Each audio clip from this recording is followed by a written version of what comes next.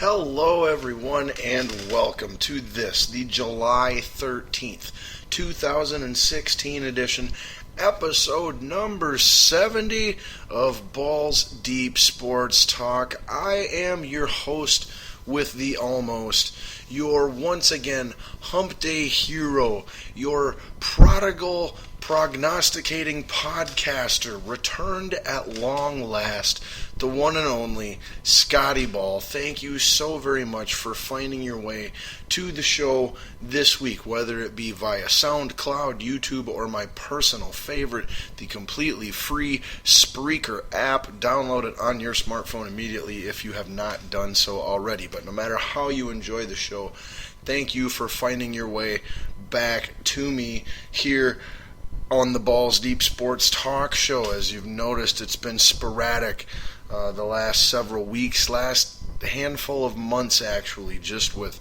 my schedule and life, and you don't want to hear my excuses, but I'm still very committed to the show yet. I love sitting down and talking sports with you, my loyal listeners, my members of the Balls Deep Army, here each and every week.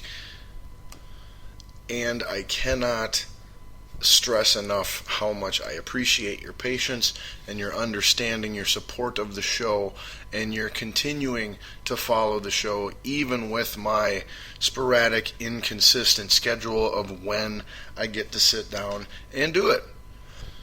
Now, if you like to go balls deep, if you enjoy going balls deep on a regular basis, it is an absolute necessity that you hook up with me and the show on social media.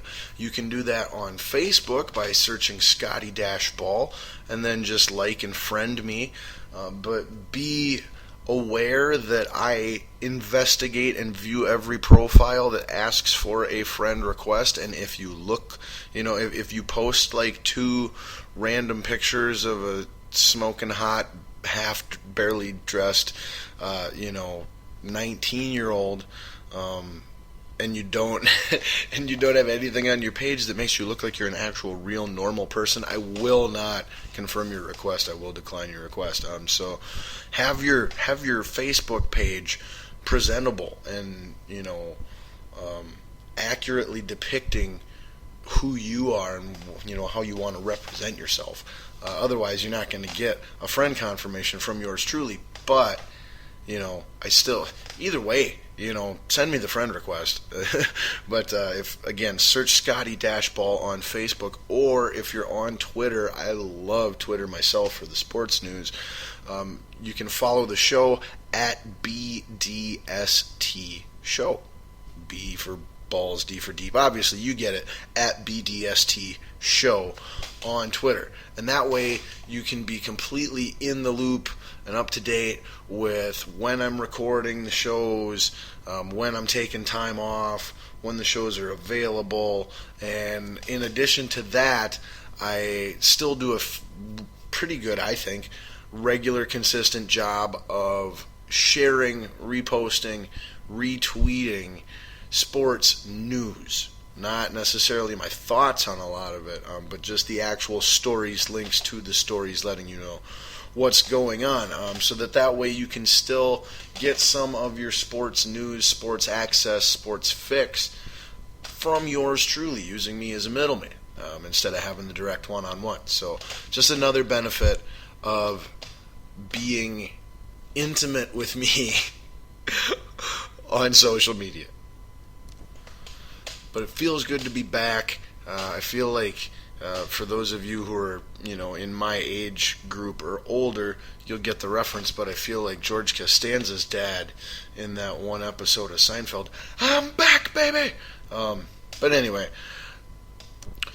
we do have a lot of sports to discuss, not only because we've had a little bit extra time away from each other than usual, but also just because there's been a lot of crazy stuff going down in the sports world, in the real world, just, all over the place. It's getting crazy. 2016 is going to be the year of chaos, I think, when it's all said and done, if there's still history books, 5, 10, 20, 100 years from now. But having said that, we are going to try and keep the show to the shortest possible running time, as not only is my schedule insane, as you are well aware by now, but I have extremely huge, awesome, super cool stuff to be prepared for and do tomorrow morning, that I will share just a little bit of info with you regarding at some point in time in the show. But I don't know if I'll give the whole thing away or not. I'm still undecided, as are many voters. But I could change my mind. Who knows? We'll see. I think I know where I'm leaning, but I'm always leaning a little to the left, if you know what I'm saying. But point being, in a nutshell, help, I'm in this joy in a nutshell. Lots to talk about, and going to try to do it in as short of amount of time as possible. Expect a 90-minute to 2-hour show. I will not go over 2 hours. So with that being said, then let's get underway with the outline or overview of what we're going to be talking about, hopefully, most likely here on the show. And I remind you that these are in no particular order. This isn't like, the order we're going to talk about them necessarily on the show, although it could be. You never know. But whatever your sports flavor of choice is, the odds are strong odds, not, entirely. I'm not going to talk about every sport there is. It's just, that's ridiculous. I'm not doing a segment on cricket. But almost every sports flavor is going to be represented, at least for some period of time here on tonight's show, including this last Saturday's UFC 200, which I wanted to preview as well as recap so that, my picks felt more genuine, but I put them on DraftKings. I had 8 different lineups. I was trying to cover my butt. But my official picks for the preview, or for the pay-per-view, I will still share with you. I was fortunate enough to be able to watch the entire UFC 200 pay-per-view with my son and in my house. It was freaking fantastic. I enjoyed it as a belated Father's Day present, having a rare Saturday night off from my other primary job. And so I DVR'd and live watched almost every single fight on the card. I did not view the online prelims, but I did witness all of the Fox Sports 1 prelim fights on the card, which ended up on FS2 for like the first 30 to 60 minutes of it because there was a freaking baseball game that was extra ending still on FS1. Why that broadcast didn't switch over to FS2 and the prelims stayed on FS1, I have no idea why that didn't happen. So I had to scramble and switch my DVR to record a different channel and keep switching back and forth on commercial breaks to see if the baseball game was over yet and where that broadcast channel was. It was just, was stupid. I want to say it ended up being the entire first half of the 2-hour prelims broadcast from 7 to 9. I believe 7 to 8 ended up being on FS2, 8 to 9 being on FS1, as the whole entire prelims was supposed to be. But anyway, so even more so than usual, I will be able to break down everything that has been going on since the last time we sat down and talked sports in the world of UFC mixed martial arts. And not only is there tons of amazing, awesome fights to recap from the epic UFC 200 that occurred this past Saturday, but also tons of big, scandalous, balls juice news going into the event a few days before, as well as where things stand right now and things that developed on Monday here this week as well after the big event. But so if you're a UFC fan, you're in luck. There's going to be plenty of that on this week's show. We'll also be talking pro wrestling, as I always do. We are in the final week of the old format of Raw and SmackDown, the weekly WWE shows that are brought to us every week. Monday night Raw has been live on Monday nights for years upon years now every week. It is a 3-hour show now, whereas for many years it was a 2-hour show. I believe it's going on about a 1-year anniversary, maybe a 2-year anniversary of being a 3-hour long show. Product has definitely dropped in that time in a lot of people, a lot of fans' opinions, and a lot of them connect those dots as one causing the other. But anyway, that aside, like I said, we were in the last week of it being under that format, because next week, while nothing's really changing with the Raw show, SmackDown, the other weekly show, which has always been pre-taped, the taping of it actually taking place on Tuesday nights, and then the show being edited and finalized and aired on TV on Thursday nights, that is now going to change for the first time ever. And starting next week, Tuesday, July 19th, SmackDown, WWE SmackDown, is going to Tuesday nights and will be airing live for its 2 hours every Tuesday night. And to kick off that first live episode of SmackDown, all of the WWE superstars will be entered into a draft where the commissioner, and with possibly the help of the GM, who will be announced on Monday, but the commissioner of each show, which was named this week on Raw as Stephanie McMahon, staying on Raw, which everyone knew this from, this was the obvious that we all should have known, no shocker. And then Shane McMahon coming in and taking over the new SmackDown.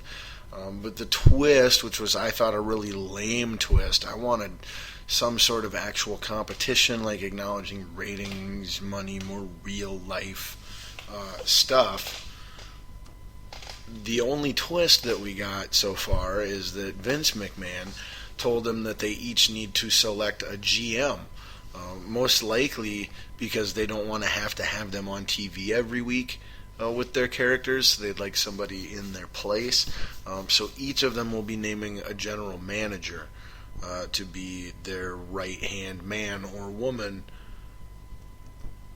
And so that's the twist that we're looking for, the final twist before the draft, which will be next Monday night on Raw. The GM selection is next Monday night on Raw. Again, the draft, where we'll find out which wrestlers go to which show and will be exclusively on that show. We'll find that out Tuesday on SmackDown. So it is very, very possible. Again, for example, what's going to happen is if you are a John Cena fan, there is, in the draft next Tuesday, either Shane McMahon of SmackDown on Tuesday nights or Stephanie McMahon of Raw on Monday nights is going to draft him to their show. And he will then only appear on that show. Whereas for the past many years, the superstars have been on both shows. This is not the first time there has been a brand split, though, with superstar exclusivity to each show. They did it for I don't know, my guru Doug Sanders could tell you right off his head exactly what years they did it before, but I believe it was early 2000s for about 5 years, maybe 2002 to 2007, something like that. So it's change and it's new, but it's only new because of what we're used to now. It is in fact a rehashed old idea to some extent. Big shocker there. But so anyway, there's plenty in WWE wrestling world, as well as Lucha Underground's season 2 finale going on right now. The 3-part, 3-week ultra mega event Ultima Lucha Dos. Oh my gosh. We got last week's 1-hour episode was incredible. This week's episode is going to be amazing. It's featuring my girl, Katrina, or as I like to, call her and refer to her as Carly. But she happens to be a fan of mine here on the show. That is no bull. And I very much enjoy her work on Lucha Underground as well. In addition to pretty much everybody on Lucha Underground. But so, WWE and Lucha Underground Pro Wrestling to discuss. We've got the Major League Baseball All-Star game going on right now as I'm speaking, unless it just got done. It is possible it just got done. I'm recording the show really late Tuesday night, but I'm calling it the Wednesday show because it'll